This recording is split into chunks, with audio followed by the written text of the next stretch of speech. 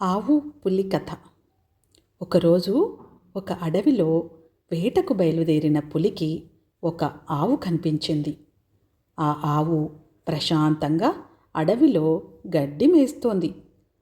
ఆ ఆవును చూడగానే పులికి నోరూరింది. ఈరోజు ఆవు భోజనం బాగుంటుంది అని నిశ్చయించుకుంది.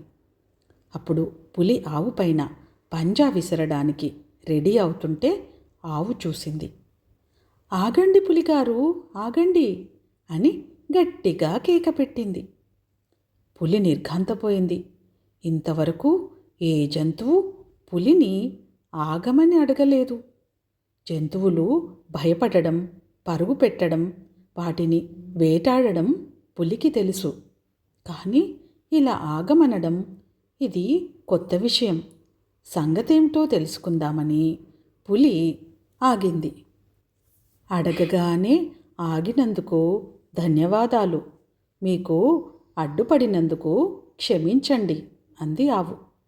విషయం ఏమిటో చెప్పు అంది పులి. నాకు ఇంట్లో ఒక దూడ ఉంది. నేను రోజు పొద్దున్నే ఆ దూడకి పాలిచ్చి ఈ అడవిలోకి వచ్చి రోజంతా గడ్డి మేస్తాను. సాయంత్రం మళ్ళీ వెళ్ళి దూడకు పాలిస్తాను. రోజులాగానే ఈ రోజు కూడా దూడతో సాయంత్రం మళ్ళీ వస్తానని పాలిస్తానని చెప్పాను. ఇప్పుడు వెళ్ళకపోతే నా దూడకు పాలుండవు. జీవితమంతా అమ్మ ఏమైంది అని ఆలోచిస్తూ ఉంటుంది నా బిడ్డ. మీరు నాకు ఒక్క పూట గడివిస్తే నేనింటికి వెళ్ళి దూడకు పాలిచ్చి జరిగిందంతా చెప్పి మళ్ళీ పొద్దున్నే వస్తాను. ప్లీజ్ ఈ సహాయం చేయండి అని ఆవును అడిగింది. ఆవు అలా అనగానే పులి నవ్వడం మొదలుపెట్టింది. బాగానే చెప్పావు కదా, నా నుంచి తప్పించుకోవడానికే కదా అంది. లేదు, పొద్దున్నే వచ్చేస్తాను కదా, నన్ను నమ్మండి అంది ఆవు. పులికి ఆవు మాట నమ్మాలో నమ్మకూడదో అర్థం కాలేదు. ఒక విధంగా ఆలోచిస్తే ఆవు మాటల్లో చాలా నిజాయితీ కనిపించింది. కానీ ఇలాంటి కథ ఎవరు నమ్ముతారు? ఒకసారి పులిని తప్పించుకున్న వాళ్ళు మళ్ళీ ఆ పులి దగ్గరికి వెళతారా? అసలు సాధ్యమా? ఏదేమైనా ఆవు తెలివిని మెచ్చుకోవలసిందే. సరేలే, వేరే ఆహారం ఏదైనా వెతుక్కుందాము, ఆవుని వదిలేద్దాము అని నిశ్చయించుకుంది పులి.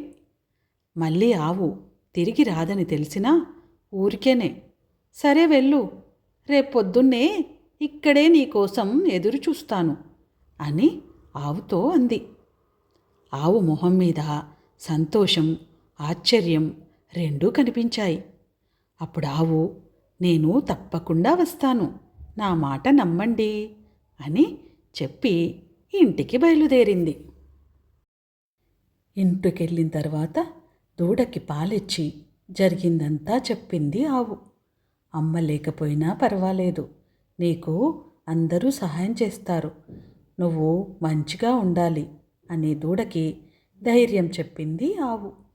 గ్రామంలోని తన బంధువులు, మిత్రులైన ఇతర ఆవులకి కూడా జరిగిన సంగతి చెప్పి, నేను లేనప్పుడు నా దూడకు కూడా మీ బిడ్డలాగా చూసుకోండి అని కోరింది. ఇతర ఆవులన్నీ కలిసి ఈ ఆవుని తిరిగి వెళ్లకుండా ఆపడానికి ప్రయత్నం చేశాయి. పులి నుండి తప్పించుకొని మళ్ళీ వెళతానంటావేంటి? అసలు ఇందులో అర్థముందా?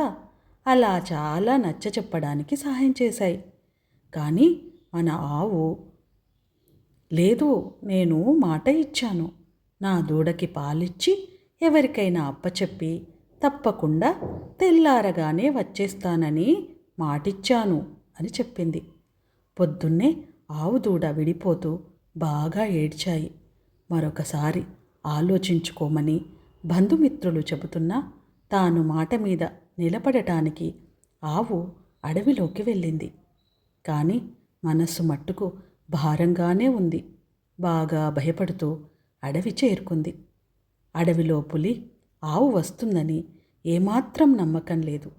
అయినా ఎందుకో ఒక ఉత్సుకత, ఆవు వస్తుందా రాదా అని తెలుసుకోవాలనే ఆసక్తి.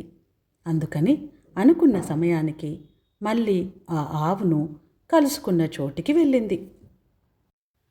అక్కడ ఆవును చూసి చాలా ఆశ్చర్యపోయింది. నువ్వు నిజంగా వస్తావనుకోలేదు. నీ దూడకి చెప్పావా అని అడిగింది. ఆవు కళ్ళల్లో నీళ్లు తిరుగుతున్నా ధైర్యంగా సమాధానం చెప్పింది.